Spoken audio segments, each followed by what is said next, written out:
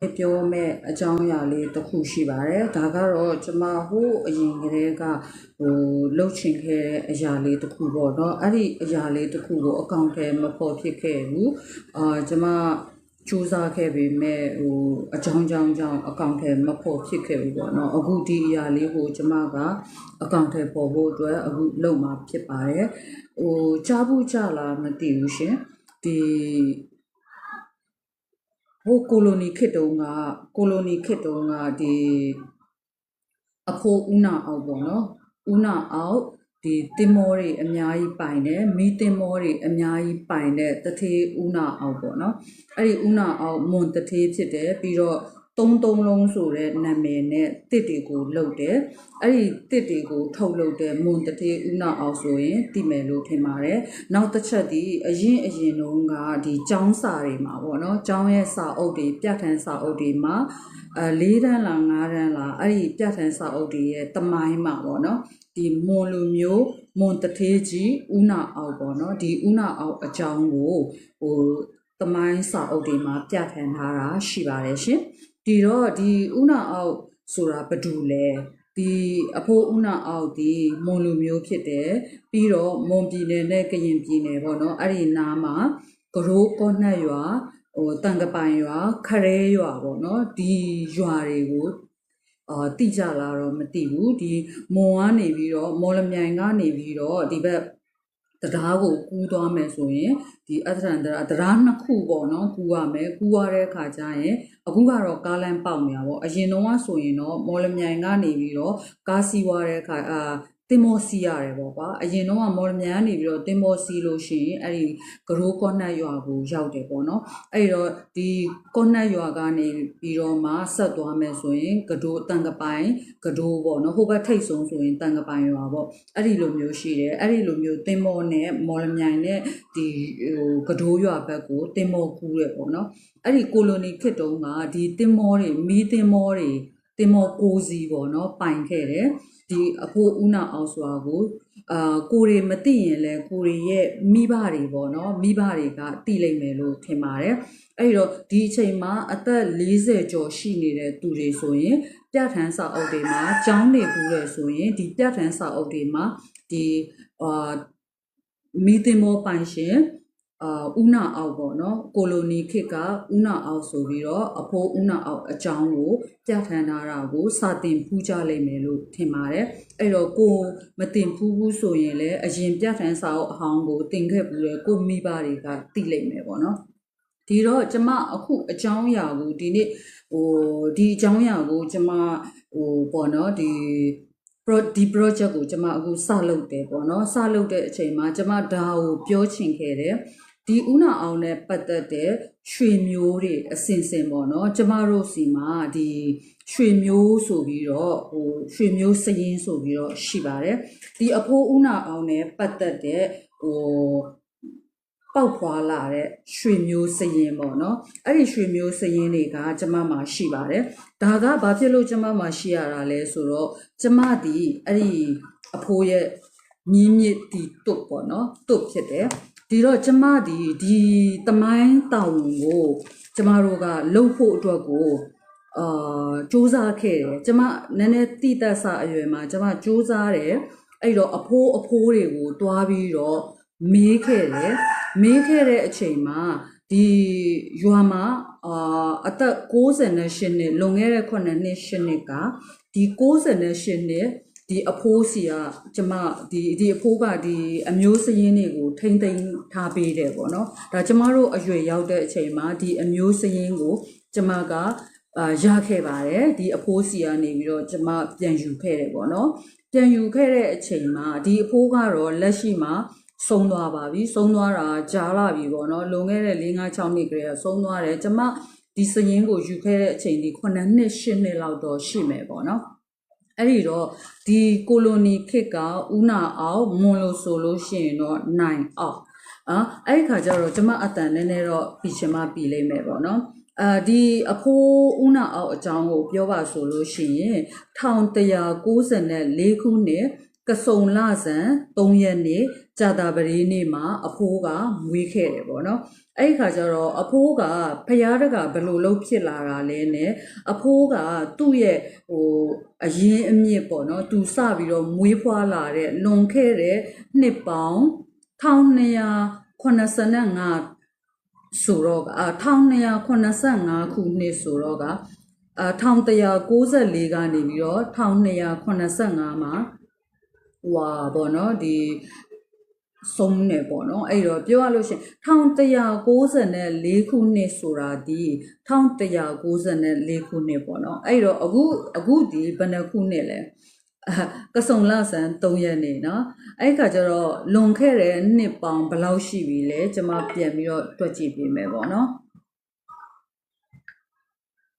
အခုဒီ1380ခွန်1380အနှုတ်1389ခုနှစ်အနှုတ်1194ခုနှစ်ဆိုတော့လွန်ခဲ့တဲ့193ခုနှစ်ပေါ့နော်နှစ်ပေါင်း200နီးပါးပေါ့လွန်ခဲ့တဲ့နှစ်ပေါင်း200နီးပါးက1194ခုနှစ်ကအဖိုးကမွေးဖွားခဲ့တယ်ပေါ့နော်မွေးဖွားခဲ့ပြီးတော့သူက19ရာစုမှာအရန်ကိုထင်ရှားတဲ့မီးသင်္ဘောပိုင်ရှင်ကိုလိုနီခေတ်မှာအရန်ကိုထင်ရှားခဲ့တဲ့တစ်တထေးကြီးတဦးလည်းဖြစ်တယ်ဒီတော့ဒီဥနာအောက်အကြောင်းကိုကျွန်မအခုအစကနေအဆုံးထိကိုပြောပြပေးမှာဖြစ်ပါတယ်ဒီအဖိုးဥနာအောက်ဒီစတင်မွေးဖွားတဲ့ခုနှစ်ဒီ1194ခုနှစ်ပြီးတဲ့အခါကျတော့1285ထီပေါ့နော်အဲ့ဒီမှာ19ရာစုမှာထင်ရှားခဲ့တဲ့ဒီမီးသင်္ဘောပိုင်ရှင်မွန်တထေးကြီးဦးနာအောင်ဖြစ်တဲ့ပြဋ္ဌာန်းစာအုပ်တွေအရင်ပြဋ္ဌာန်းစာအုပ်တွေမှာ3-4တန်းမှာပါခဲ့တယ်ပေါ့နော်ဒီတော့ဒီအဖိုးအကြောင်းကိုပြောရမယ်ဆိုလို့ရှိရင်ဒီအဖိုးဒီမွေးချင်းတွေထဲမှာ9ယောက်မွေးချင်းထဲမှာဆိုရင်သရုပ်ထမြောက်သားဖြစ်တယ်ပေါ့နော်အဲ့ဒီတော့ဒီသရုပ်ထမြောက်သားဖြစ်တယ်ဒါတွေကိုလည်းဒီဘက်ဒီဗာလဲကျမတို့ရဲ့ website တွေထဲမှာပေါ့နော်page တွေထဲမှာတွားပြီးတော့ဝင်လေ့လာလို့ရပါတယ်အဖို့ဥနာအောင်အကြောင်းကိုလေ့လာချင်တယ်ဆိုရင်သူဒီဘယ်အချိန်တုန်းကမွေးဖွားခဲ့ပြီးတော့မွေးချင်းဘယ်နှယောက်ရှိတယ်ဘယ်အချိန်မှာအိမ်တောင်ကြတယ်ဇနီးတွေတည်သွားတဲ့အခါမှာနောက်ထပ်ဒုတိယအိမ်တောင်ပြုတယ်နောက်ထပ်အဲ့ဇနီးကလည်းပြန်တည်သွားတယ်အဲ့တော့တတိယအိမ်တောင်ပြုတယ်ဒီလိုမျိုးနဲ့အိမ်တောင်ဇက်ကဖြစ်သွားတယ်ပေါ့နော်50ဖြစ်သွားတယ်နောက်ဆုံးဒေါ်ငိမ့်မိနဲ့ကြတော့ဒါအိမ်အောင်မြဲသွားတယ်ပေါ့နော်အရှိကမောင်နှမတွေကိုပြန်ယူခဲ့တယ်ဒီ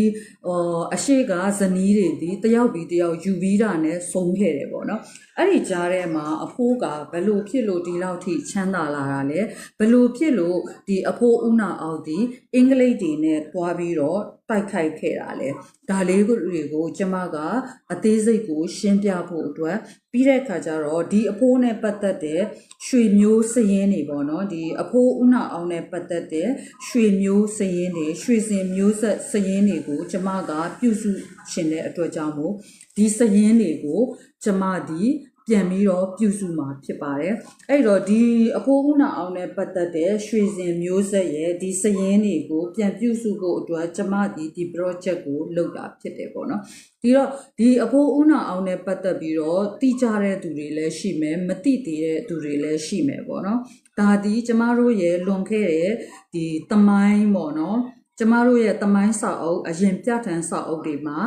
ပါခဲ့ပါတယ်ဒီအဖိုးဦးနာအောင်ဒီကိုလိုနီခေတ်ကနာမည်ကျော်ကြားခဲ့တယ်အဲ့တော့ကိုလိုနီခေတ်19ရာစုမှာထင်ရှားတဲ့ဒီတစ်နဲ့ပတ်သက်ရင်နာမည်ကြီးတယ်ပေါ့နော်တစ်တထေးဖြစ်တယ်ဒီမွန်ပြည်နယ်နဲ့ရှမ်းပြည်နယ်ကိုသူတစ်လုံးတွေကိုလှုပ်တဲ့နာမည်ကြီးတဲ့33လုံး333တစ်လုံးပိုင်ရှင်ပေါ့နော်ကုမ္ပဏီပိုင်ရှင်လည်းဖြစ်ခဲ့တယ်ဒီတော့ဒီဟာကိုသူဘယ်လိုလုပ်နာမည်ကြီးခဲ့လဲဆိုတာတွေကိုလည်းကျမတို့ရဲ့ဒီတမိုင်းချောင်းစာအုပ်တွေနဲ့ဖော်ပြခဲ့တယ်တမိုင်းချောင်းစာအုပ်တွေလည်းထုတ်ထားတာရှိတယ်ဒီတမိုင်းချောင်းစာအုပ်တွေနဲ့ပတ်သက်ပြီးတော့အသေးစိတ်ကိုတော့ကျမကဒီဗီဒီယိုမှာမပြောတော့ဘူးကျမအဓိကပြောချင်တာဒီတမိုင်းချောင်းတွေကိုဖတ်ချင်တယ်ဆိုရင်ကျမတို့ဂရိုးကော့နက် ဖျားမှာလည်းစာအုပ်တွေရောင်းတယ်ဒီစာအုပ်ကိုဖတ်ချင်တယ်ဆိုရင်တော့ကျမကိုလည်းမေးလို့ရတယ်နောက်တစ်ခုစီ online တွေ website တွေသုံးနေတဲ့သူတွေဖြစ်တဲ့အတွက်ကြောင့်မို့ဒီအဖိုးဦးနာအောင်နဲ့ပတ်သက်တဲ့တမိုင်းကြောင်းတွေကိုလေ့လာချင်တယ်ဆိုရင် website ထဲမှာဦးနာအောင်ဆိုပြီးတော့ရိုက်ရှာလိုက်လို့ရတယ်ဦးနာအောင်ရဲ့တမိုင်းကြောင်းရိုက်ရှာလိုက်လို့ရပါတယ်ဒီတော့ဦးနာအောင်နဲ့ပတ်သက်တဲ့တမိုင်းကြောင်းကိုအပြင်လူတွေကတော့သိလိမ့်မယ်ဒီတော့ရွှေမျိုးတွေကရောဒီဦးနာအောင်နဲ့ပတ်သက်တဲ့တမိုင်းကြောင်းကိုသိထားလားတိထားတာပေါ့အဲ့ဒါပေမဲ့လို့ရွှေမျိုးတွေကရောမျိုးရိုးစင်ဆက်ကရွှေမျိုးတွေကိုတယောက်နဲ့တယောက်တိကြလားဒါလေးတွေကိုကျမကပြန်ပြီးတော့မေးခွန်းထုတ်ခြင်းနဲ့ကျမတို့ဒီမျိုးရိုးစင်ဆက်ရွှေမျိုးတွေဒီကျမတို့မှာစရင်ရှိပါတယ်ဒီတော့ကဒီဦးနာအောင်ရဲ့မိဘမောင်နှမတွေကနေပြီးတော့မွေးလာတဲ့ဒီအစင်ဆက်တွေရဲ့သားသမီးမြေးမြစ်တီတုဆိုတဲ့စရင်တွေကိုကျမကအခုပြန်ပြီးတော့ပြုစုတဲ့သူတယောက်ဖြစ်တယ်ဒီတော့ဒီဟာကိုလှုပ်ချင်ခဲ့တဲ့ဘိုးဘေးပြည်ပင်ကလေးကဒီစရင်တွေကိုပြုစုခဲ့တဲ့အဖိုးတွေကိုလည်းအများကြီးကျေးဇူးတင်တယ်ပေါ့နော်။ဘာဖြစ်လို့ကျေးဇူးတင်လဲဆိုတော့ဒါတွေကိုဒီလိုမျိုးစရင်မပြုစုခဲ့ဘူးဆိုလို့ရှိရင်ကျမတို့ဒီရွှေမျိုးကဘဒူလဲကျမတို့ရဲ့အမျိုးတွေဒီကဘဒူလဲဆိုတာကိုသိကြမှာမဟုတ်ဘူး။ကျမတို့ရဲ့မျိုးရိုးစင်ဆက်တွေနာမည်တွေကိုလည်းမသိကြဘဲနဲ့နေလိမ့်မယ်ပေါ့နော်။ဒီတော့ဒီအဖိုးရဲ့မျိုးရိုးစင်ဆက်ကိုစရင်ပြုစုပေးတဲ့အဖိုးအဖွားဘိုးတွေကိုကျမဒီနေရာကနေပြီးတော့ကျေးဇူးတင်တယ်ကြောပါတယ်ဒီစာရွက်ကိုကျမဒီစရင်စာရွက်ကိုကျမ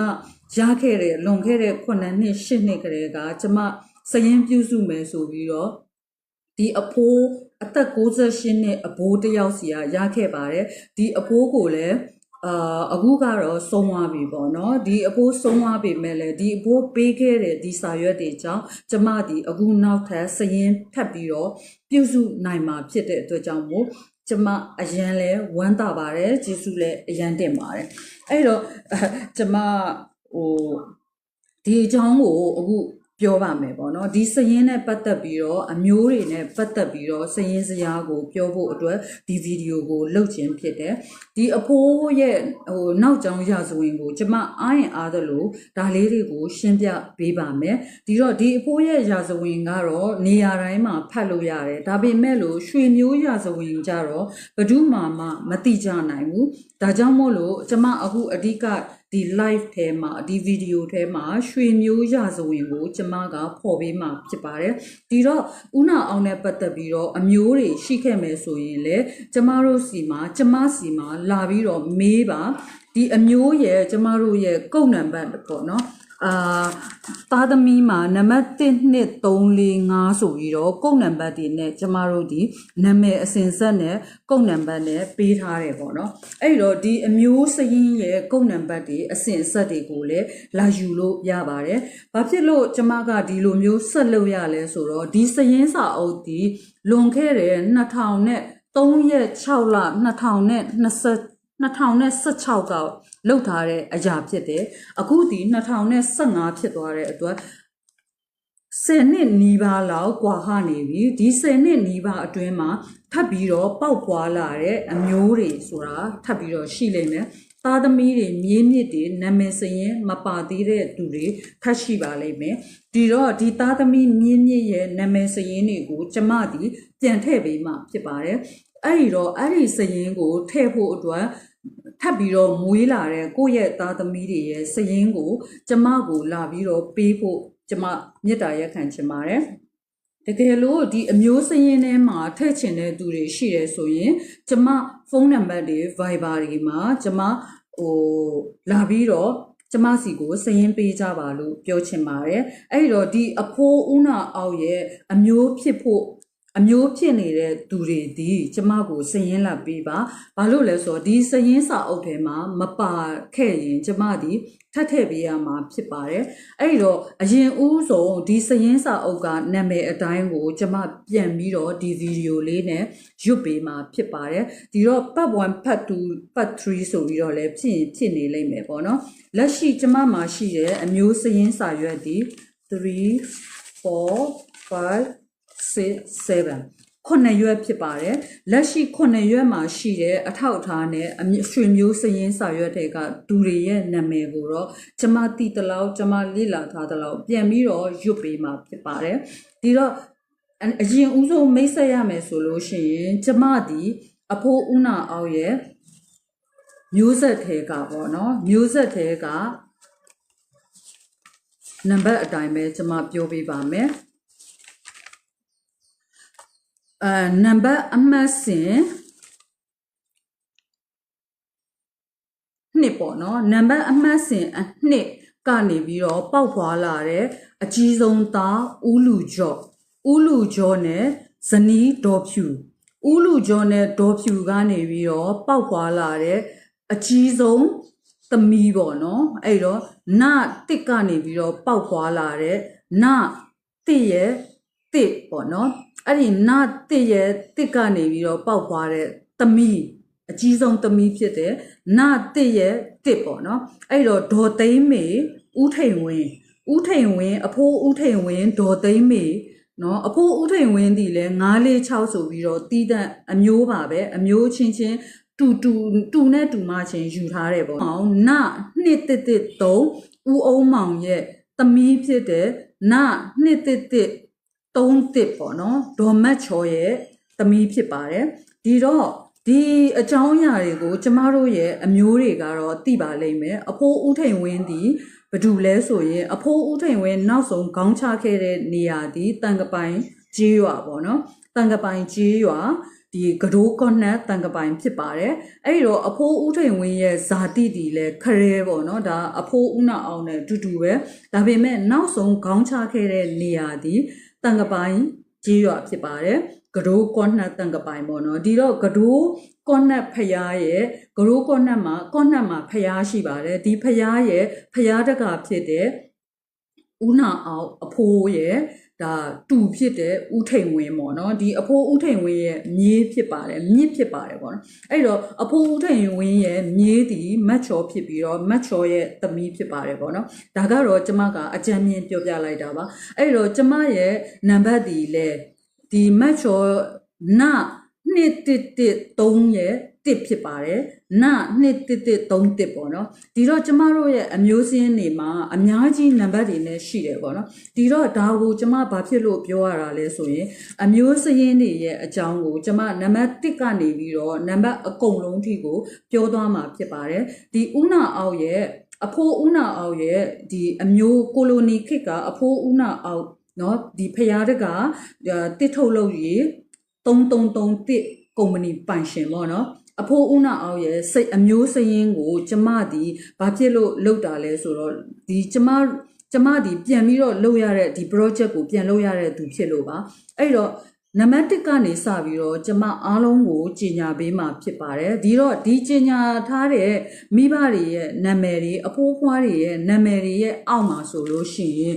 ညီးတွေဆိုတာအခု10နှစ်အတွင်းမှာထပ်ပြီးတော့ရှိအောင်မှာဖြစ်ပါတယ်ဒီညီးတွေမြစ်တွေတီတွေရှိခဲ့တယ်ဆိုလို့ရှိရင်ဒီမြစ်တွေရဲ့စရင်ကိုကျမကိုလာပေးလို့ရပါတယ်ဒါဒီမြန်မာတနိုင်ငံလုံးမှာရောကဘာတစ်ခုလုံးမှာရောပေါ့နော်ဒီအနောက်နိုင်ငံကိုရောက်သွားတဲ့ရွှေမျိုးတွေလည်းရှိတယ်အဲ့တော့မြန်မာတနိုင်ငံလုံးမှာလက်ရှိနေတဲ့ရွှေမျိုးတွေလည်းရှိတယ်တယောက်နဲ့တယောက်ဘယ်လိုဆက်သွယ်ရမှန်းမသိဘူးဆက်သွယ်ခြင်းတဲ့ရွှေမျိုးတွေလည်းရှိတယ်ဒါတွေအားလုံးပြန်ဆက်သွယ်လို့ရအောင်လို့ကျမကပြန်ပြီးတော့ဒီ project ကိုလုပ်ပေးတာဖြစ်ပါတယ်ဒီတော့အရင်ဦးဆုံးအနေနဲ့နံပါတ်1ပေါ့နော်နံပါတ်1ဆိုပြီးတော့ဒါ part 1အနေနဲ့ကျမဒီပြောပေးမယ်နာမည်ကတော့ဦးနာအောင်ရဲ့ဖခင်ကတော့ကျမတို့အမည်မသိတော့ဘူးပေါ့နော်အဖိုးရဲ့အဖေနာမည်ကိုကျမမသိပါဘူးဒါပေမဲ့လို့အဖိုးရဲ့အဖေကနေပြီးတော့မွေးတဲ့နံပါတ်1သမီးဒီမိကျင်အုပ်ဖြစ်ပါတယ်မိကျင်အုပ်ကနေပြီးတော့ယူထားတဲ့အမျိုးသားဒီနိုင်ဖုံးပေါ့နော်နိုင်ဖုံးဖြစ်ပါတယ်အဲ့တော့နံပါတ်1န1ပေါ့နော်ကျွန်မအတူကောက်နဲ့ပဲပြောပါမယ်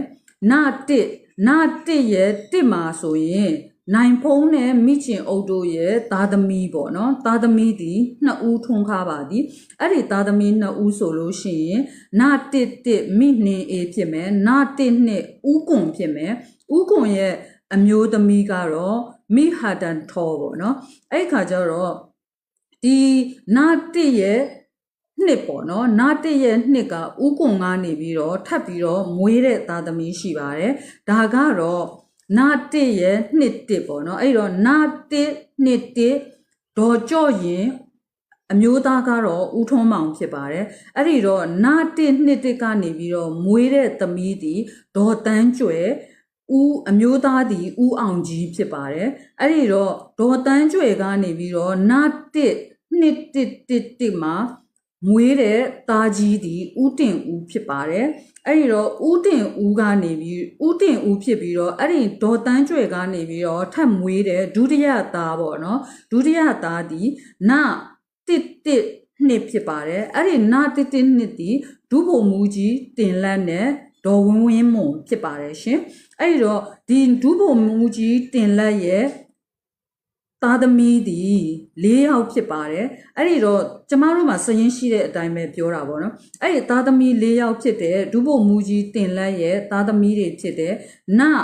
တစ်နှစ်ဦးကျော်စွာလက်နာတစ်နှစ်ဦးပညာလက်နာတစ်နှစ်နှစ်ဒေါ်ကစားလက်ဒေါ်ဥစာလက် sorry ဒေါ်ဥစာလက်ပြီးလို့ရှိရင်နာတစ်နှစ်လေးဒေါ်စေတနာလက်เนาะဒါသည်ဒုဗိုလ်မှူးကြီးတင်လက်နဲ့ဒေါ်ဝင်းဝင်းမွန်တို့ရဲ့သားသမီးဖြစ်တယ်ပေါ့နော်ပြီးတော့နောက်ထပ်တစ်ယောက်ပေါ့နော်ဒီတတရမြောက်သားဖြစ်တယ်ဒီဒေါ်တန်းကျွယ်ဦးအောင်ကြီးရဲ့တတရမြောက်သားဖြစ်တယ်ဒါကတော့နတစ်နှစ်ဦးတင်ထွန်းဇနီးဒေါ်ခင်စောလှဖြစ်ပါတယ်ရှင်အဲ့ဒီတော့အဲ့ဒီနတစ်နှစ်ကနေပြီးတော့ထပ်ပြီးတော့မွေးလာတဲ့မွေးချင်းဒီ6ယောက်ရှိပါတယ်ဒီ6ယောက်ထဲမှာဆိုလို့ရှိရင်နံပါတ်1ဒီဒေါ်ခင်သက်ချိုဖြစ်တယ်နံပါတ်2ဒီဦးစီသူဖြစ်ပါတယ်နံပါတ်3ဒီဦးရီမွန်ဖြစ်ပါတယ်နံပါတ်4ဒီဦးစေရာဖြစ်ပါတယ်နံပါတ်5ဒီဒေါ်ရင်မင်းအေးဖြစ်ပါတယ်နံပါတ်6ဒီဦးရန်အောင်ထွန်းဖြစ်ပါတယ်ဒီတော့ဒီဦးတင်ထွန်းကနေပြီးတော့မွေးလာတဲ့သားသမီး6ယောက်ပေါ့နော်နောက်တစ်ခုဒီဒေါ်တန်းကျွယ်ရဲ့ပထမဒုတိယတတိယသားပထမသားဒီဦးတင်ဦးဒုတိယသားဒီဗိုလ်မှူးကြီးတင်လက်တတိယသားဒီဦးတင်ထွန်းနဲ့စရုထသားဒီဦးတင်အောင်ဇနီးဒေါ်ခင်မာလာဖြစ်ပါတယ်အဲ့ဒီတော့ပြစ်စမသားဒီဦးစိုးမြင့်အောင်ဇနီးဒေါ်ခင်ဆန်းဖြစ်ပါတယ်ရှင်အဲ့ဒီတော့ဒီဒေါ်ကျော်ရင်ဒေါ်တန်းကျွယ်ကနေပြီးတော့မွေးလာတာပြီးတော့နောက်ထပ်ဒေါ်ကျော်ရင်ပေါ့နော်ဒေါ်ကျော်ရင်ဦးထွန်းမောင်ကနေပြီးတော့မွေးလာတဲ့နောက်ထပ်သားသမီးဒီ6ယောက်ဖြစ်ပါတယ်အဲ့ဒီတော့ဒီသားသမီးထဲမှာဆိုလို့ရှိရင်ဒေါ်တန်းတင်ဦးလှမောင်ပါမယ်ဦးမြငိန်ဒေါ်မြကျွယ်နော်ဦးမြငိန်ရဲ့ဇနီးဒေါ်မြကျွယ်ဖြစ်သည်ဒေါ်တန်းရင်ကတော့အမျိုးသားမရှိဘူးဦးအောင်သိန်းလည်းမရှိဘူးဦးစိန်မင်းဒေါ်ငွေကြည်ဖြစ်တယ်ပေါ့နော် sorry ပါစကားအမှားပါရင်အဲ့တော့ဒေါ်ငွေကြည်ဖြစ်တယ်ဒီတော့ဒီရဲ့အမျိုးစရင်းတွေကနေပြီးတော့မှဒီဦးစိန်မင်းကနေပြီးတော့ထပ်ပြီးတော့မွေးလာတဲ့သားသမီးဒီနောက်ထပ်6ယောက်ရှိပါတယ်ဒါကတော့ဦးစိန်မင်းဒေါ်ငွေကြည်အဖဦးစိန်မင်းအမိဒေါ်ငွေကြည်ရဲ့သားသမီးဒီဦးတင်ထွတ်နံပါတ်2ဒီဒေါ်ဖြူဖြူဝင်းနံပါတ်3ဒီဦးကောင်းကြီးနံပါတ်4ဒေါ်ကြည်ကြည်ဝင်းနဲ့နံပါတ်5ဦးမောင်စိုးနံပါတ်6ဒေါ်ဆန်းဆန်းဝင်းတို့ဖြစ်ပါတယ်ရှင်ဒါကတော့အဖိုးဦးနာအောင်ရဲ့သားသမီးတွေထဲကနေပြီးတော့မြီးတွေဖြစ်လာတယ်ပေါ့နော်အဲ့ဒီတော့အဖိုးဦးနာအောင်ရဲ့နောက်ထပ်ဒီဦးကွန်ကနေပြီးတော့မွေးလာတဲ့အဖိုးဦးကွန်ကနေပြီးတော့အဖိုးဦးနာအောင်ရဲ့သားသမီးထဲကအဖိုးမောင်နှမတွေထဲကပေါ့နော်အဖိုးဦးကွန်ကနေပြီးတော့မွေးလာတဲ့ဦးစိုးမင်းဒေါ်ကျင်တန်းဦးစိုးမင်းဇနီးဒေါ်ကျင်တန်းပြီးလို့ရှိရင်ဒီအဖိုးဦးနာအောင်ရဲ့နံပါတ်9ပေါ့နော်ဒီမွေးလာတဲ့အထဲမှာဆိုရင်ဦးမြင့်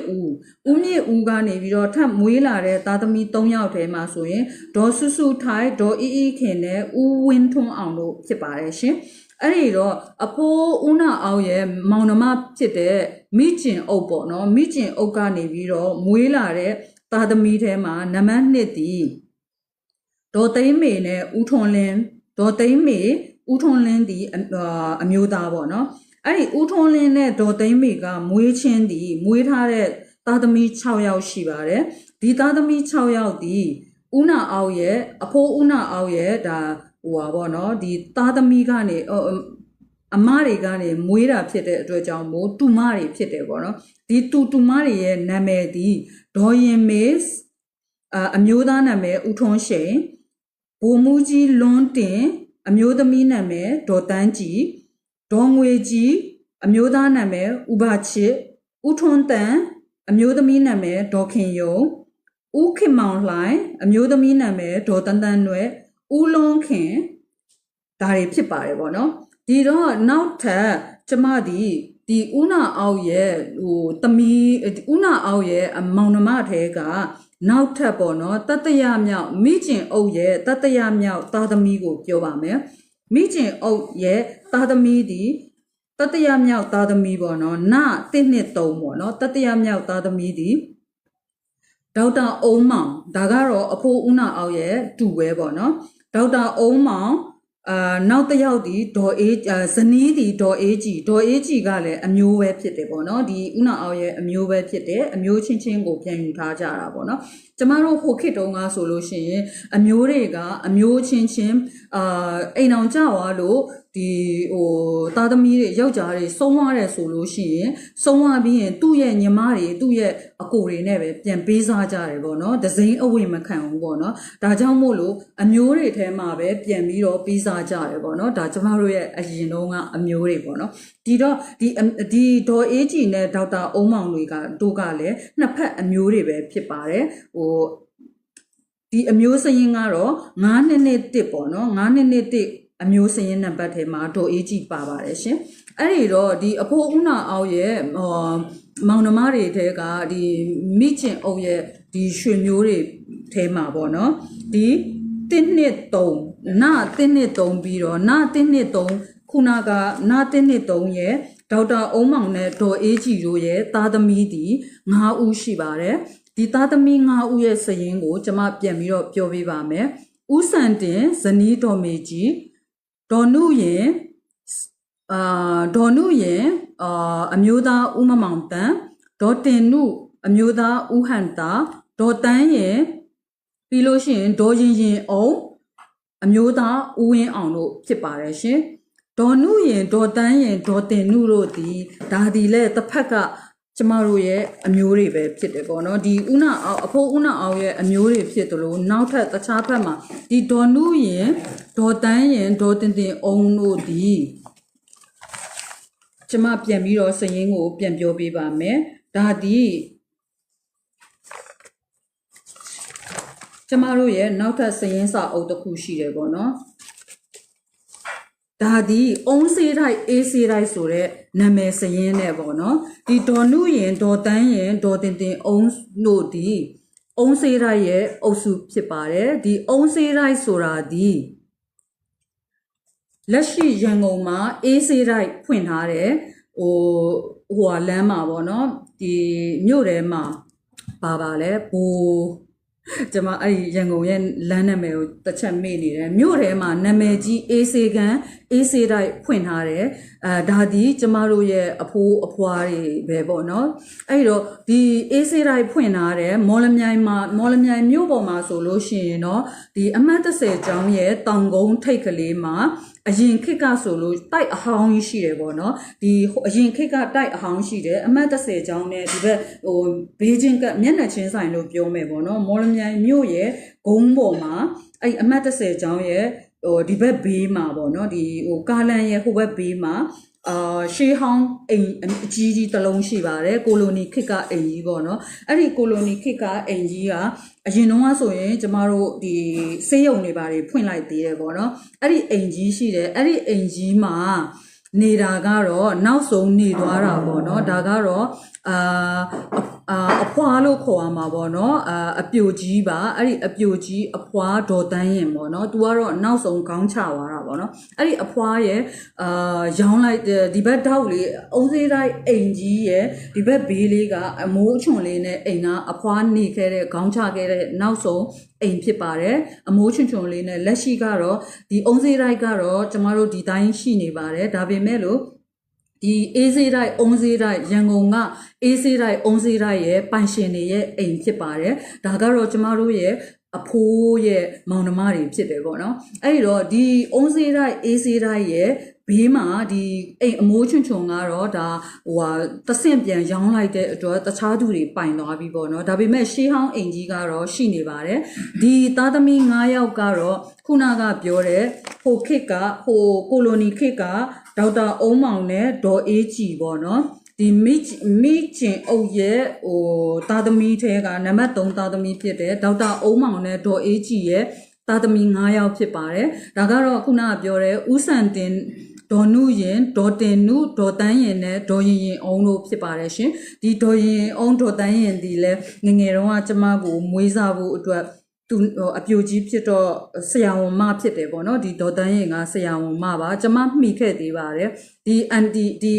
ကိုယ့်ရဲ့အဖွားပေါ့နော်ပြောရရင်ဒီအဖွားဒီအပြိုကြီးဖြစ်တယ်မော်လမြိုင်မှာဆရာဝန်စေကံဖွင့်သေးတယ်ပေါ့နော်ဒီဆရာမဒီဆရာဝန်မဒီကျမအမေမှာကျမကိုမွေးစားဖို့တောင်းခဲ့သေးတယ်ကျမအမေကတော့မပေးခဲ့ဘူးပေါ့နော်အဲ့တော့ဒီဆရာဝန်မဒေါ်တန်းရင်ကလည်းမော်လမြိုင်အဲ့ခုနကပြောတဲ့ဒီအမှတ်30ကျောင်းမွန်ကျောင်းရဲ့ဂုံထိပ်ကဒီတိုက်အဟောင်းမှာပဲခေါင်းချဒီတိုက်အဟောင်းရဲ့ဒီဘက်ဘေးကဟိုတိုက်အချွန်လေးကိုပြန်ဆောက်ပြီးတော့နောက်ဆုံးအဲ့ဒီမှာခေါင်းချခဲ့တာပေါ့နော်အဲ့တော့ဒီဆရာဒီဟာဒီရန်ကုန်ရဲ့ဒီမျိုးဆက်ဒီရန်ကုန်မှာရှိတဲ့အုံးစေးတိုက်အေးစေးတိုက်ရဲ့ဒါဟိုအခုဆေးရုံတွေဖွင့်ထားတယ်เนาะအေးစေးတိုက်အေးစေးကန်းတွေအဲ့ဒီမကိုလန်းမှာဟုတ်ပြီမကိုလန်းကျွန်မခုနကဟိုပြောဖို့အတွက်ဟို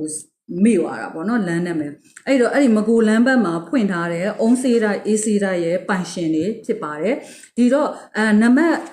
3ပေါ့နော်ဒါကတော့နောက်တစ်ခုဒီ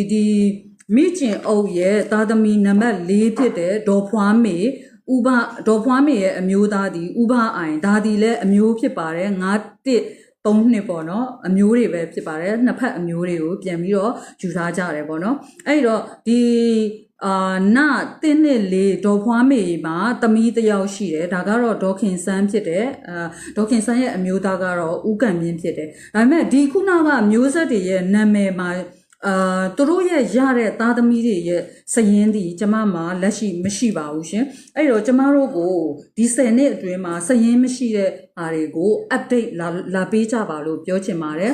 အမျိုးစရင်တွေကိုယ့်ရဲ့အမေအဖေဒီအခုပြောတဲ့နာမည်ထဲမှာပါနေတယ်ဆိုလို့ရှိရင်ကျမကိုဆက်သွယ်ပေးပါဖုန်းနံပါတ်ကျမပြောမယ်လက်ရှိဖုန်းနံပါတ်ဆိုလို့ရှိရင်တော့plug ပေါ့နော်အပေါင်း94896519 Viber ကိုလည်းဆက်သွယ်လို့ရတယ် WhatsApp ကိုလည်းဆက်သွယ်လို့ရပါတယ်နောက်တစ်ချက်ဒီကျမရဲ့မြန်မာဖုန်းနံပါတ်ပေါ့နော်ဒါကတော့399633636669ပါရှင်အဲ့ဒီ Viber တွေကိုလာပြီးတော့ဆက်သွယ်လို့ရပါတယ်ရှင်ဒီတော့ဒီအမျိုးစရင်ဒီအရေးကြီးလားဆိုလို့ရှင်အရေးကြီးပါတယ်ကျမတို့ဒီအမြဲတမ်းဒီဖျားမှာပွဲတော်တွေနှစ်တိုင်းလုပ်တယ်ဖျားပွဲတော်တွေရှိတယ်ဒီကျမတို့ရဲ့ကောနတ်ဖျားဒီရှေးဟောင်းဖျားဖြစ်တယ်ပေါ့နော်ဒီဖျားရဲ့ပွဲတော်တွေလုပ်တယ်ရွှေမျိုးတွေကဒါအခုရဲ့ဟိုချက်မြုပ်ဒေတာတွေဖြစ်တဲ့အတွက်ကြောင့်မို့လာပြီးတော့ဟိုအလှူတွေလုပ်ကြတယ်ကုသိုလ်တွေလုပ်ကြတယ်ဒီတော့ပြန်စုံတင်တယ်ပေါ့နော်အဲ့တော့ဟိုထပ်မွေးတဲ့ကလေးတွေကိုမသိမှဆိုလို့ဒါတွေကိုကျမကတာဝန်ယူပြီးတော့ပြန်ပြီးတော့ရွှေစင်မျိုးဆက်ဟိုအတိမတ်ဟိုပြုတဲ့စရင်တွေကိုထည့်ပေးခြင်းလို့ဖြစ်ပါတယ်ဒီတော့ဒီ project တွေကိုပါဖို့အတွက်ဒီကိုယ့်ရဲ့အဖေအမေနာမည်ပါတယ်ဆိုရင်ကျမစီကိုလာပြီးတော့ဆက်သွယ်ပေးပါအဖိုးဦးနာအောင်ရဲ့အမျိုးမှန်သမျှဒီစရင်ထဲမှာပါရမှာဖြစ်ပါတယ်ဒီတော့စရင်ထဲမှာမရှိသေးဘူးကျမအခုရွတ်တဲ့ထဲမှာကျမရဲ့အဖေအမေတွေပါတယ်တို့ကျွန်တော်ရဲ့အဖေအမေတွေပါတယ်လို့ဆိုရင်ကျေးဇူးပြုပြီးတော့ဒီစရင်ကိုလာပြီးတော့ဟို update လာပေးပါလို့ပြောချင်ပါတယ်ကျမဒီစရင်ရဲ့ update ကိုလိုချင်ပါတယ်ကျမ update ကိုထပ်လုပ်ချင်လို့ပါအဲ့ခါကျတော့ဒီ10နှစ်စာ update ကျမမှာမရှိသေးတဲ့အတွက်ကြောင့်မို့ကျမဒီ update လုပ်ဖို့တာဝန်ယူထားရတဲ့သူတစ်ယောက်ဖြစ်ပါတယ်ဒီတော့နောက်ထပ်ပေါ့နော်ဒီနံပါတ်4အဖွာဒေါ်ဖွားမေပြီးသွားလို့ရှိရင်နံပါတ်5ယောက်မြောက်အဖွာဒေါ်ဖွားရှင် အမျိုးသားနာမည်ဒီဥပယိုဒါကလည်းအမျိုးနောက်ထပ်တစ်ဖက်ကအမျိုးတော်တဲ့9913ပေါ့နော်နံပါတ်9913ဖြစ်ပါတယ်ဒီတော့နောက်ထပ်န126ဦးထွန်းစိန်ပေါ့နော်ဒါကတော့6ယောက်မြောက်အဖိုးဖြစ်ပါတယ်ဦးထွန်းစိန်ရဲ့ဇနီးဒေါ်တန်းတင်ဖြစ်တယ်အဲ့ဒီတော့ဦးထွန်းစိန်ဒေါ်တန်းတင်အဖိုးတွေရဲ့သားသမီးဒီအားလုံး9ယောက်ရှိပါတယ်နံပါတ်1ဒေါ်အုံးကြီးဝန်ကြီးဦးမြမောင်ဖြစ်ပါတယ်အမျိုးသားဒီဝန်ကြီးဦးမြမောင်ပါဟိုခေတ်ကဒါဝန်ကြီးဦးမြမောင်အမျိုးသမီးဒေါ်အုံးကြီးရဲ့သားသမီးမြေမြစ်တွေရှိခဲ့မယ်ဆိုရင်ကျမကိုစရင်လာပေးပါရှင်အဲ့ဒီတော့အဲ့ဒီဟိုခေတ်ကအမျိုးသားဝန်ကြီးဦးမြမောင်အမျိုးသမီးဒေါ်အုံးကြီးပေါ့နော်ဒါဦးနာအောင်ရဲ့အမျိုးဖြစ်တဲ့မြီးတွေဖြစ်တယ်ပေါ့နော်ဒီတော့ဒီဒေါ်အုံးကြီးရဲ့သားသမီး9ယောက်ရဲ့နာမည်ကိုပြောပြပေးပါမယ်ရှင်နံပါတ်1သမီးဒီဒေါ်ခင်အေးမှုဖြစ်ပါတယ်နံပါတ်2ဒီဒေါ်ခင်တန်းအေးနံပါတ်3ဒေါ်ခင်သက်ဝေနံပါတ်4ဦးမမောင်ဖြစ်တယ်နံပါတ်5ဒီဒေါ်အုံမာဖြစ်ပါတယ်နံပါတ်6ဒီဒေါ်ပြုံးဖြစ်ပါတယ်နံပါတ်9ဒီဒေါ်ထွေးဖြစ်ပါတယ်ရှင်ဒီတော့ဒီဝန်ကြီးဦးမြမောင်ဒေါ်အုံးကြီးရဲ့ဒါသားသမီး9ယောက်စရင်ပေါ့နော်မြင်းမြစ်တွေရဲ့စရင်ဒီကျမမှာမရှိတဲ့အတွက်ဒီမြင်းမြစ်တွေကျမစီကိုလာပြီးတော့ဆက်သွယ်ပေးပါစရင်နာမည်ထဲမှာပါချင်တဲ့သူတွေဒီမြင်းမြစ်တွေရဲ့စရင်ကိုဆက်သွယ်ပေးဖို့အတွက်ကျမမေတ္တာရက်ခံပါတယ်ရှင်နောက်တစ်ယောက်ဒီခုနကမိကျင်အုပ်ရဲ့သားသမီးနာတစ်တုံးပေါ့နော်မိကျင်အောင်မဟုတ်တော့ဘူးဦးကွန်မိနေအေ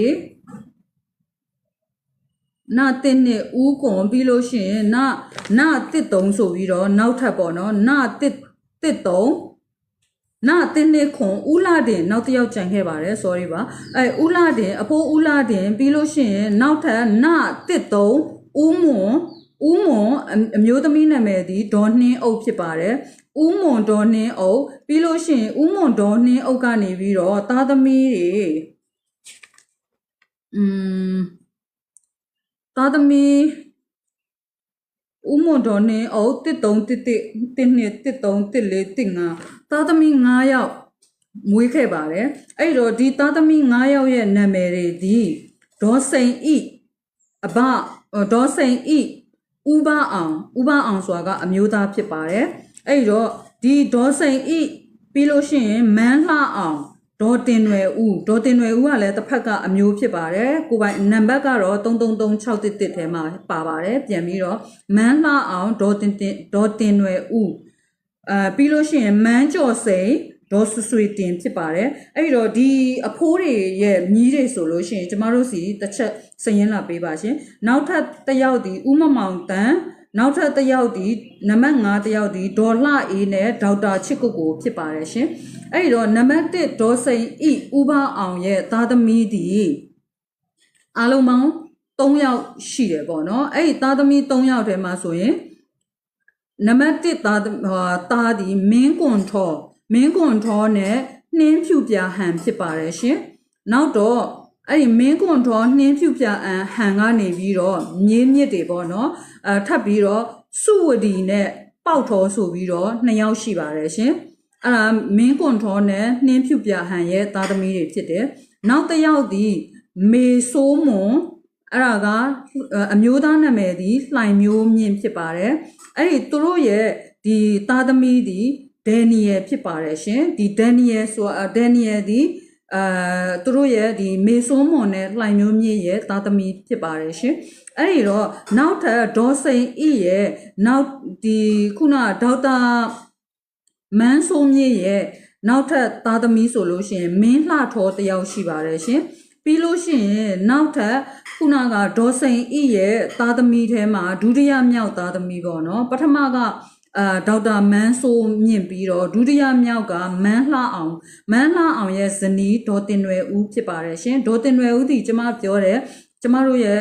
တစ်ဖက်အခြားတစ်ဖက်ကအမျိုးဖြစ်ပါတယ်ဒီတော့ဒီအဖိုးဦးနာအောင်ရဲ့ဒီမြီးတွေဖြစ်တဲ့မန်းလှအောင်နဲ့ဒေါ်တင်နွယ်ဦးမှာသားသမီး3ယောက်ရှိပါတယ်အဲ့ဒါကတော့နံပါတ်1ဒီကျော်သူဖြစ်တယ်နံပါတ်2ဒီအောင်မွန်ဖြစ်ပြီးတော့နံပါတ်3ဒီမိ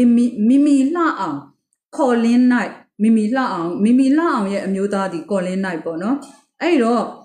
ပြီးလို့ရှိရင်တို့မှာနောက်ထပ်သားသမီးတစ်ယောက်ရှိတယ်ပေါ့နော်အဲ့ဒါကနေတန်လှနိုင်ဖြစ်ပါတယ်ရှင်နော်နေတန်လှနိုင်ဖြစ်ပါတယ်ဒီတော့တို့ရဲ့အောက်ကမျိုးဆက်တွေဒီကျမတို့ကိုစည်ရင်းလက်ပေးဖို့လိုပါတယ်နောက်တစ်ယောက်ဒီခုနကပြောတဲ့ဒေါ်စိန်ဤရဲ့တတရမြောက်သားမင်းကျော်စိန်ဖြစ်ပါတယ်မင်းကျော်စိန်ရဲ့ဇနီးဒီဒေါ်ဆွေတင်ဖြစ်ပါတယ်ရှင်ဒေါ်ဆွေတင်နဲ့မင်းကျော်စိန်ရဲ့သားသမီးရှိတယ်ပေါ့နော်အဲ့တော့သမီးပထမဆုံးသမီးနာမည်ဒီဒေါက်တာဆန္နာဖြစ်ပြီးတော့အမျိုးသားကတော့ဂျော့စမစ်ဖြစ်ပါတယ်အဲ့တော့ဒေါက်တာဆန္နာမှာသားသမီးတစ်ယောက်ရှိတယ်ပေါ့နော်အဲ့ဒါကတော့အင်ဒရူးရဟူနိုင်စမစ်ဖြစ်ပါတယ်ရှင်ပြီးတဲ့အခါကျတော့ဒုတိယအနေနဲ့သမီးတစ်ယောက်ရှိပါတယ်ဒုတိယသမီးကတော့မင်းကျော်စိန်ရဲ့ဒုတိယသမီးပါဒါကတော့ဒေါ်တီရီအမျိုးသားနာမည်ဒီဦးကျော်မင်းဖြစ်ပါတယ်ရှင်အဲ့တော့ဒေါ်တီရီမှာလည်းမွေးထားတဲ့သမီးတစ်ယောက်ရှိပါတယ်ဒေါ်တီရီနဲ့ဦးကျော်မင်းရဲ့သမီးဒီရမင်းတီရီဦးဖြစ်ပါတယ်ရှင်အဲ့ဒီတော့နောက်တစ်ယောက်ဒေါ်စိန်ဤပေါ့နော်အဖွားဒေါ်စိန်ဤဦးပါအောင်ရဲ့မြီးဖြစ်တဲ့မန်းကျော်စိန်ရဲ့ဒီမန်းကျော်စိန်ရဲ့နောက်ထပ်တတရမြောက်သားဒီကျော်စွာဝင်းနဲ့ကိုကျော်စွာဝင်းနဲ့တန်နာပေါ့နော်ဦးကျော်စွာဝင်းနဲ့ဒေါ်တန်နာဖြစ်ပါတယ်အဲ့ဒီဦးကျော်စွာဝင်းရဲ့ဒေါ်တန်နာပြီးလို့ရှိရင်နောက်ထပ်သမီးဒီဇင်မီမီဖြစ်ပါတယ်ရှင်ဒီတော့နောက်ထပ်ဒီဒေါ်စိန်ဤရဲ့သဒုဋ္ဌမြောက်သားဒီဦးမမောင်တန်းဖြစ်ပါတယ်န1315ဒေါ်လှအေးဒေါက်တာချစ်ကိုကိုပေါ့နော်ဒါကတော့ဒေါ်စိန်ဤရဲ့9ယောက်မြောက်သမီးပေါ့နော်အဲ့ဒီ9ယောက်မြောက်သမီးဒေါ်လှအေးနဲ့ဒေါက်တာချစ်ကိုကိုရဲ့ဟာပေါ့နော်မျိုးဆက်ကိုပြန်ပြောပါမယ်ရှင်ဒေါက်တာချစ်ကိုကိုနဲ့ဒေါ်လှအေးရဲ့သမီးကြီးဒီစုစုမွန်ဖြစ်တဲ့အမျိုးသားနာမည်ဒီဦးရဲမင်းဖြစ်ပါတယ်ဒုတိယသမီးဒီစုစုမွန်ကနေပြီးတော့မွေးထားတဲ့နောက်ထပ်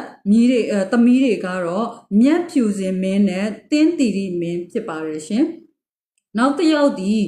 ဒေါ်လှအေးဒေါက်တာချစ်ကိုကိုရဲ့ဒုတိယမြောက်သားဒီဦးတန်းဦးဇနီးဒေါ်မီမီအောင်ဖြစ်တဲ့တတိယမြောက်သမီးဒီជីမွန်နဲ့ဟန်ဝင်းအောင်လို့ဖြစ်ပါတယ်ရှင်ဒါဦးဟန်ဝင်းအောင်ပေါ့နော်အဲ့တော့နောက်ထပ်အဲ့ဒီဦးဟန်ဝင်းအောင်နဲ့ဒေါ်ជីမွန်ရဲ့သားသမီးကြတော့လီယန်နဲ့ခိုင်မွန်ဆိုတာကခိုင်ဆိုးပါရှင်ခိုင်မွန်ရဲ့အမျိုးသားဒီခိုင်ဆိုးဖြစ်တယ်ပေါ့နော်အဲ့တော့အဲ့ဒီဒါကတော့ခုနကပြောတဲ့ဒေါ်လှအေးနဲ့ဒေါက်တာချစ်ကိုကိုတို့ရဲ့မျိုးဆက်တွေဖြစ်ပါတယ်ရှင်အဲ့ဒီတော့13နှစ်မှာဦးလှမောင်ဖြစ်တယ်အဲ့တော့13ဒီဒေါ်နှင်းအုပ်ဦးမွန်ဒေါ်နှင်းအုပ်ရဲ့ဒုတိယမြောက်သားဒီဦးလှမောင်ဖြစ်ပါတယ်အဲ့တော့ဦးလှမောင်ပြီးရင်တတိယမြောက်သမီးဒီဒေါ်ဖွားညွန့်ဖြစ်ပါတယ်ရှင်ဒေါ်ဖွားညွန့်ရဲ့အမျိုးသားဒီဦးစံမြင့်ဖြစ်ပါတယ်ဒါကလည်းတစ်ဖက်မှာ9233ရဲ့စရင်းထဲမှာပါတဲ့အမျိုးချင်းပေါ့နော်ဒါကျမတို့ရဲ့နှစ်ဖက်အမျိုးတွေဖြစ်ပါတယ်ရှင်ဒီတော့ဒီတန်ကပိုင်ဂရိုးကော့နဲ့ဦးနာအောင်ရဲ့မြေးဖြစ်တဲ့ဒေါ်ဖွားညွန့်နဲ့ပတ်သက်တဲ့အမျိုးစရင်းကိုထပ်ပြီးတော့ပြောပေးမှာဖြစ်ပါတယ်ရှင်ဒေါ်ဖွားညွန့်ရဲ့ပထမသမီးဒီဒေါ်တန်းတန်းဖြစ်ပြီးတော့အမျိုးသားဒီဦးအောင်ဆန်းဖြစ်ပါတယ်ရှင်သူတို့ရဲ့သားသမီး2ဦးရှိတယ်ပေါ့နော်အဲ့ဒါကတော့စန်းစနာအောင်နဲ့တင်အောင်ချိုရဲ့အမျိုးသမီးဒီညိုထွန်းဖြစ်ပါတယ်ပေါ့နော်ဒါကတော့ဦးတင်အောင်ချိုဒေါ်စန်းစနာအောင်ပေါ့နော်ကျမဒီမှာဒေါ်တွေဦးတွေတော့မတတ်တော့ကျမရဲ့အဖိုးတွေလည်းဖြစ်နေမယ်ပေါ့နော်အဲ့တော့ကျမအခုအတူချုပ်ကိုပဲပြောချင်းဖြစ်တယ်သူတို့ရဲ့သားသမီးဒီဝေဖြိုးဟိန်းဖြစ်တယ်ပေါ့နော်နောက်တစ်ယောက်ဒီဒေါ်ဖွားညွန့်ရဲ့နောက်ထပ်တတိယမြောက်သမီးဒီချောခိမအောင်ဖြစ်ပါတယ်ရှင်အဲ့ဒီတော့နောက်ထပ်ပေါ့နော်ဒေါ်ဖွားညွန့်ရဲ့အောက်ကပေါ့နော်နံပါတ်2အနေနဲ့ဒီဒေါ်စိန်ဤဦးပါအောင်ဦးမွန်ဒေါ်နှင်းအုပ်ဤဒုတိယမြောက်သမီးပေါ့နော်ဒါကတော့ဦးမွန်ဒေါ်နှင်းအုပ်ဖြစ်ပါတယ်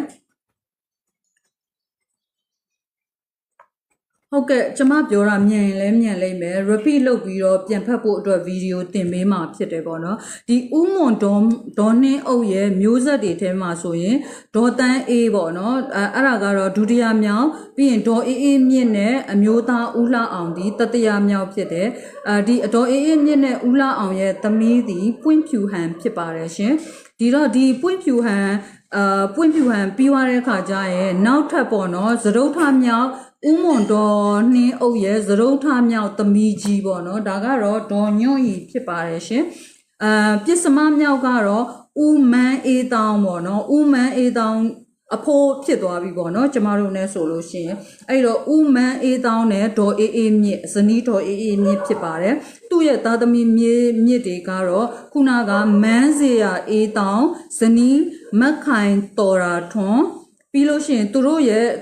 ဒီမန်းစရာအေးတောင်းနဲ့မက်ခိုင်တော်ရာထွန်းရဲ့သားနာမည်ကတော့ရဲစေတော်ပေါ့နော်ဒါကတော့အခုလက်ရှိမှာ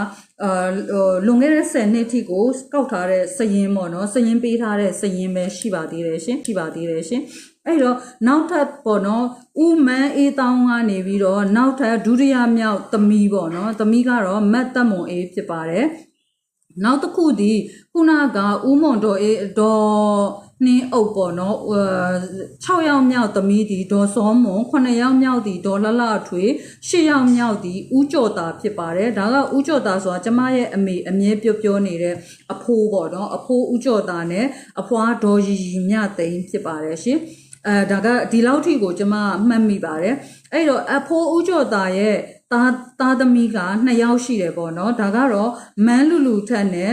မန်းညီညီစင်တို့ဖြစ်ပါတယ်ရှင်အဲ့တော့ဒီအဖိုးဒါကတော့ဒီအဖိုးတို့ရဲ့မိသားစုရွှေမျိုးထဲကအနောက်ဆက်တွဲမပါဘူးဒီလောက်ထိကိုတော့ကျမစရင်ရတယ်နောက်ထပ်တစ်ခုဒီ134ဖြစ်တယ်134ရဲ့စရင်ဒီ13နံပါတ်1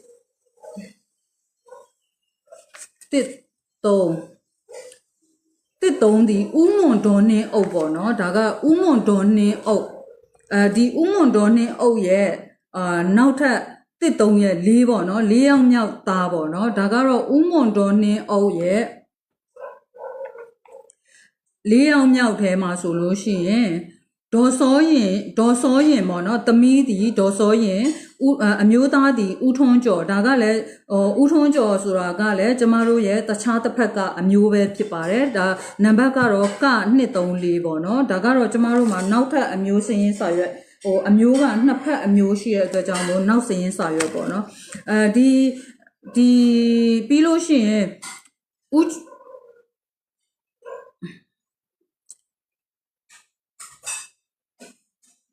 ဒေါ်စောရင်ဦးထွန်းကျော်ရဲ့သားသမီးတွေဒီ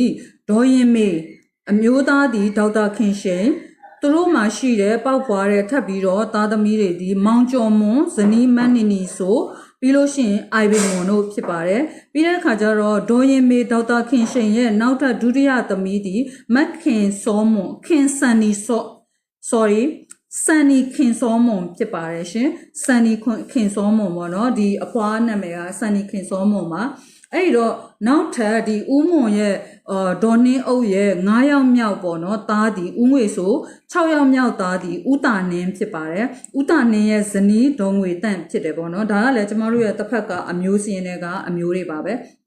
ဒီတော့သူတို့မှာမွေးဖွားလာတဲ့ဒီအဖိုးတွေပေါ့နော်ဒီအဖိုးဦးတာနင်းအဖွားဒေါ်ငွေတန့်ရဲ့မွေးဖွားလာတဲ့သားသမီးတွေက3ယောက်ရှိပါတယ်ဒါကတော့မန်းကိုကိုကြီးဒေါ်ခင်မိမိဖြစ်ပါတယ်အဖိုးမန်းကိုကိုကြီးနဲ့ဒေါ်ခင်မိမိပြီးရင်သူတို့ကနေပြီးတော့မွေးဖွားလာတာဒီဟန်မီကိုအမျိုးသားဇော်မင်းအေးနောက်တစ်ယောက်ဒီစူမီကိုဖြစ်ပါတယ်ဒီတော့ဒုတိယမြောက်ဦးတာနင်းဒေါ်ငွေတန့်ရဲ့ဒုတိယမြောက်သားဒီမင်းလကွန်းဒေါ်ခင်ဝေကဇနီးဖြစ်ပါတယ်အဲ့တော့မင်းလကွန်းနဲ့ဒေါ်ခင်ဝေဇနီးဒေါ်ခင်ဝေတို့ရဲ့သားသမီး2ယောက်ရှိတယ်ပေါ့နော်စရင်ထဲမှာတော့ယူဝေနဲ့ရီမင်းထုတ်ဖြစ်ပါတယ်ရှင်ဒီတော့ဒီဦးတာနင်းနဲ့ဒေါ်ငွေတန့်ရဲ့နောက်ထပ်တတိယမြောက်သမီးနာမည်ဒီဒေါ်တန်းနှင်းအမျိုးသားနာမည်ဦးအောင်တန်းဖြစ်ပါတယ်အဲ့တော့ဦးအောင်တန်းဒေါ်တန်းနှင်းကနေပြီးတော့ ဦးအောင်တန်းဒေါ်တန်းတန်းနှင်းကနေပြီးတော့ထပ်ပြီးတော့မွေးလာတဲ့သမီးနဲ့သားတွေရှိတယ်ပေါ့နော်ဒါကတော့ဆွေစဉ်အေးဒေါ်ဆွေစဉ်အေးနဲ့အမျိုးသားဦးကျော်ဝင်းဆို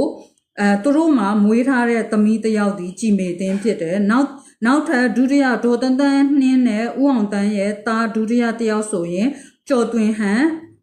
ဇနီးကတော့တီတီဖြစ်ပါတယ်တတရတစ်ယောက်ဒီလွင်မေအေးအမျိုးသားကတော့တင်မောင်အေးဖြစ်ပါတယ်ရှင်ဒါကတော့ဒေါ်တန်းနှင်းနဲ့ဦးအောင်တန်းအဖိုးဦးအောင်တန်းတို့ရဲ့ဒါသားသမီးတွေပေါ့နော်သားသမီးမြင့်မြင့်တွေဖြစ်ပါတယ်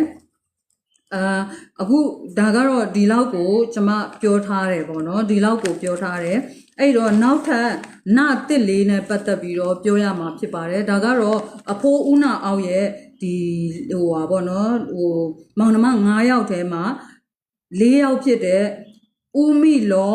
ဒေါ်ငိမ့်တာပေါ့နော်ဇနီးဒေါ်ငိမ့်တာပေါ့နော်ဒါကတော့9ယောက်မြောက်စရင်ဖြစ်ပါတယ်ဒီ9ယောက်မြောက်ရဲ့ဆွေစဉ်မျိုးဆက်ကိုကျွန်မပြန်ပြီးတော့